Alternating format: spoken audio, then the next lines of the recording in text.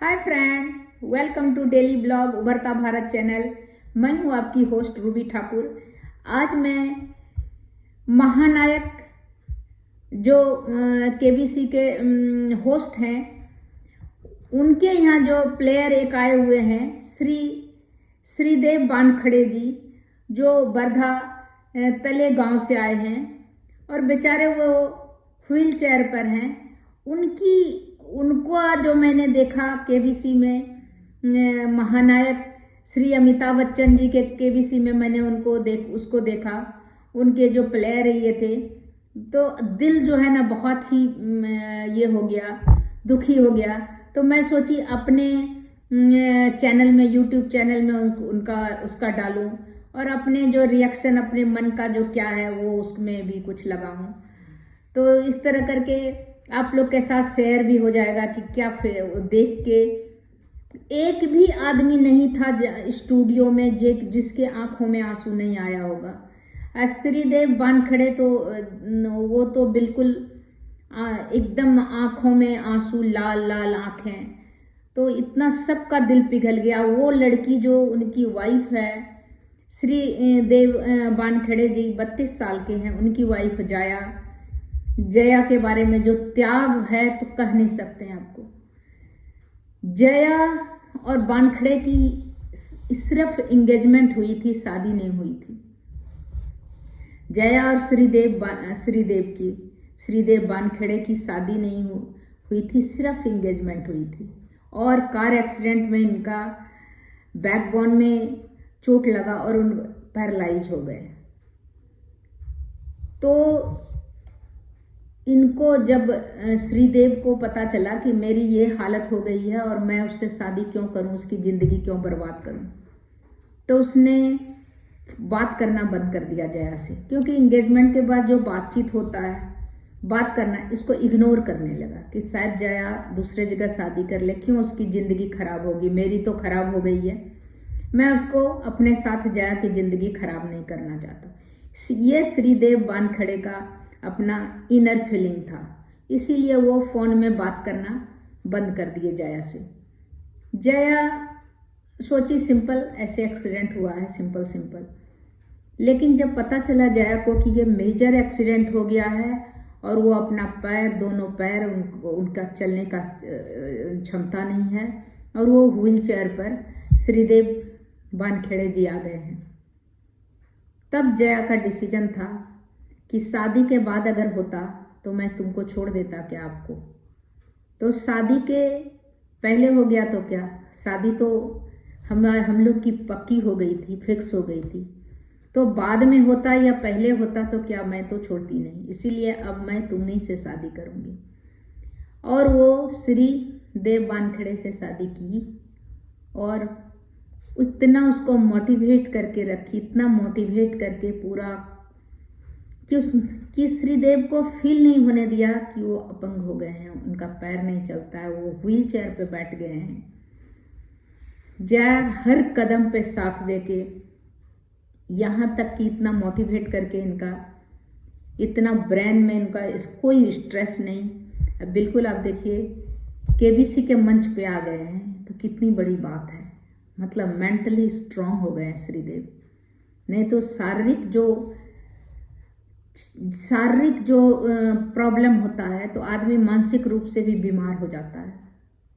लेकिन जया ने उसको उबारा और एक अच्छे मुकाम पे पहुंची। अब भगवान से मैं भी यही ये करती हूँ, दुआ करती हूँ, भगवान से यही आशीर्वाद मांगती हूँ कि श्रीदेव वानखड़े जी का पैर ठीक हो जाए और दोनों अच्छी लाइफ जिए, जया और श्रीदेव दोनों। ये हमारे देश की महिलाओं का आप देखिए त्याग और बलिदान।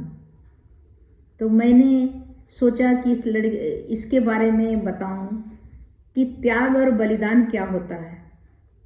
वो हमारे हिंदुस्तान के अलावा कहीं नहीं कोई कर सकता है, वो यहीं कर सकता है। आप देखिए देवी की तरह जो हमारे देश में जो पूजा करता है, औरतों का पूजा किया जाता है, कारण देखिए यही कारण है।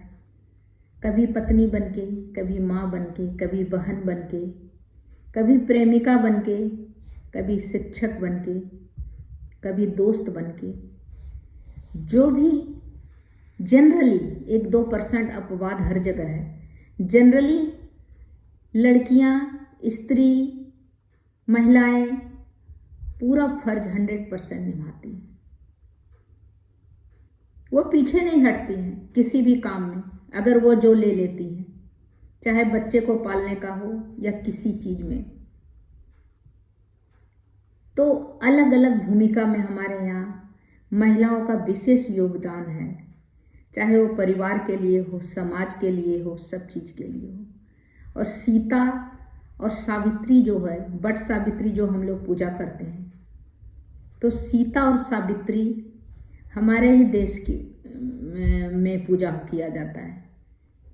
तो आप सोचिए, अभी भी हमारे यहाँ की जो महिलाएं हैं, हमारे यहाँ की जो औरतें हैं, उनमें अभी सीता सावित्री का गुण है। सावित्री को देखिए, यमराज से लड़ गई अपने पति सत्यवान के लिए। उसी तरह आज की सावित्री है जया, जो दृढ़ संकल्प कर ली है अपने पति को अपने पैरों पर खड़ा कर होने के लिए। वीडियो दिखाया गया था, उसमें दिखाया गया था कि कितना पैर को मसाज कर रही हैं, सब कर रही हैं। मैं तो भगवान से यही करती हूँ, भगवान को यही प्रणाम करके आशीर्वाद चाहती हूँ कि इन दोनों श्रीदेव वानखड़े जो है बहुत अच्छी तरह से उनका पैर ठीक हो जाए और वो दोनों बहुत नॉर्मल जिंदगी हंसी खुशी से बिताए। उनके ये दृढ़ तपस्या का फल भगवान करे जया को मिले और श्रीदेव वानखड़े ठीक हो जाए। जया जैसी तपस्विनी पत्नी बोलिए उसको, जो हर कोई चाहता है, और हमारे यहाँ संभव है, हमारे यहाँ ऐसा होता है। इस तरह आपको बहुत से उदाहरण मिल जाएंगे, बहुत से उदाहरण मिल जाएंगे आपको कि पति कुछ नहीं कर रहा है, घर चला रहे हैं, सब कुछ करके बहुत अच्छा योगदान हो रहा है सबका, महिलाओं का। तो इस तरह करके आप देखिए, जया का जो है इसमें जो योगदान है, जिसके बारे में कुछ कह नहीं सकते। कहां से कहां मनोबल हाय। फिर आदमी को क्या है, मानसिक रूप से जब स्ट्रांग रहता है ना, तो कुछ भी करने में क्षमता रहता है। आप सोचिए, केबीसी के मंच पे श्रीदेव वानखड़े को लाना, क्योंकि वो शांति में आ गया कि जो भी है मुझे सब कुछ मिल गया।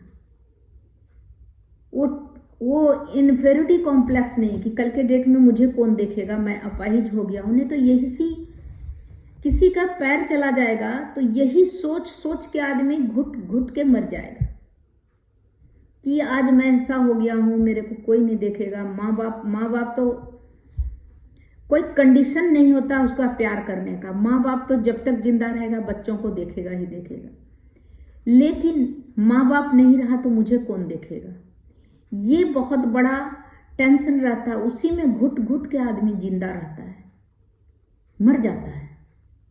मेरा क्या होगा, मैं ऐसे कैसे हो गया हूं, मतलब तरह तरह का डिप्रेशन, तरह का। लेकिन जया ने श्रीदेव वानखड़े को नहीं आने दिया, और इतना strong will power, mental power है कि आज देखिए केबीसी के मंच पे वो बैठा हुआ जवाब दे रहा है, क्वेश्चन आंसर का जवाब दे रहा है, जो कि दिमागी अगर स्ट्रांग नहीं है तो आप किसी चीज को आप जवाब नहीं दे सकते।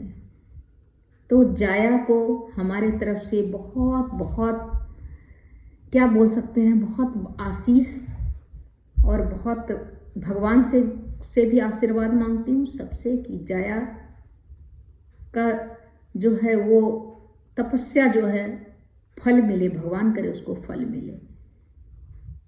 ऐसी बहू, ऐसी पत्नी, ऐसी बेटी सबको दे। और लड़के को भी इसी तरह, अगर किसी की पत्नी का प्रॉब्लम हो जाए, जैसे जया ने किया, उस तरह लड़के को भी इस तरह प्यार और निष्ठा, पवित्र प्यार दिखाना चाहिए। तो बस इतना ही। अगर आपको ये जया और श्रीदेव बानखड़े का जो हमने केबीसी से कवर किया है, उसका वीडियो आपको अगर अच्छा लगा तो आप इसको लाइक कीजिए, सब्सक्राइब कीजिए और बेल आइकॉन दबाइए। इसी तरह मैं इंटरेस्टिंग वीडियो लेके आते रहूँगी जो कि एक सीख दे हमारे समाज को कि कोई अगर कैसे साथ निभाया जाता है, त्याग कैसे किया जाता है और एक अलग एग्जाम्पल सेट करे। वो मैं इसके लिए दिखाए कि आप इस तरह का परिस्थितियों में कोई किसी का साथ नहीं छोड़े, साथ निभाए, जिससे कि समाज में पॉजिटिव मैसेज जाएगा। तो बस इतना ही, फिर मिलती हूँ अगले वीडियो में। तब तक के लिए नमस्कार।